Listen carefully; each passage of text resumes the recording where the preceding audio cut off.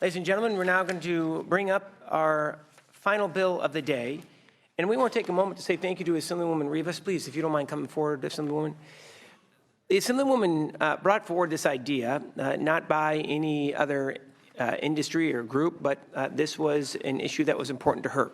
And we want to acknowledge her hard work on the Share Our Values tax credit. You have been putting a lot of blood, sweat, and tears into this issue. We just want to say thank you. And we also want to say thank you for working with the committee on this bill. We're going to turn it over to the Assemblywoman to be able to present, and then we'll open it up for questions and comments from the committee. Assemblywoman, the floor is yours. Great. Good morning, Mr. Chair and members. And first, I'd also like to start off by thanking you and the committee for helping with this legislation. Your committee staff was invaluable in helping craft this. And so now I'm very excited to be here to present it. I will be accepting the committee's proposed amendments that reduce the allocation amount to $50 million per year over 5 years, and also the technical cleanup language. AB 1442 establishes the Share Our Values film tax credit, and with the proposed amendments would allocate $50 million per year for 5 years for film production relocation from states seeking to restrict women's reproduction rights.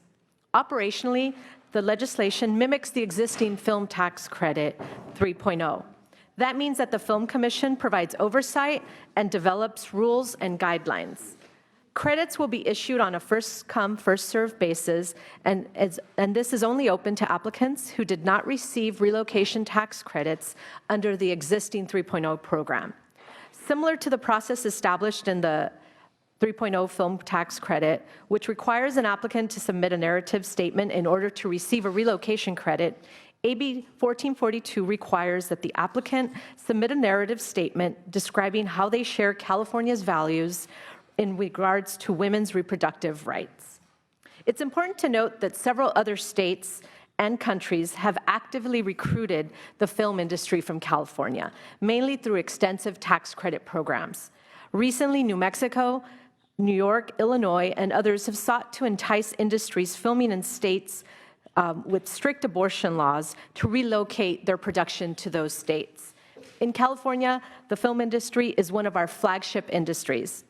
California's film tax credit not only generates corporate income tax and personal income tax revenues, but more importantly, we are not forcing these employees to seek work in states that have shown they do not value women or their reproductive rights. For context on the economic benefits of the film industry, according to recent studies, with a $250 million investment, approved productions would generate nearly $1.9 billion of direct in-state spending. This means $700 million in qualified wages, $600 million in qualified vendor expenditures, and the hiring of more than 6,000 cast and 9,000 crew members. The Commission's study helps quantify the labor and economic benefits of further investing in this film tax credit. While these figures are impressive, there are other facts and figures that are equally noteworthy. Alabama recently banned abortion from the time a woman is known to be pregnant, with no exceptions for rape and incest. Georgia banned abortions at 6 weeks. The state can investigate women's miscarriages, and doctors could be sentenced to up to 10 years in prison. I should also mention that Georgia has the second worst maternal mortality rates in the U.S. It's 10 times higher than California. Unfortunately, I could go on and on.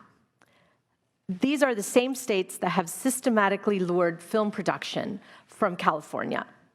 AB 1442 provides the film industry an opportunity to show they stand with women and share our values, while bringing critical jobs back to our state.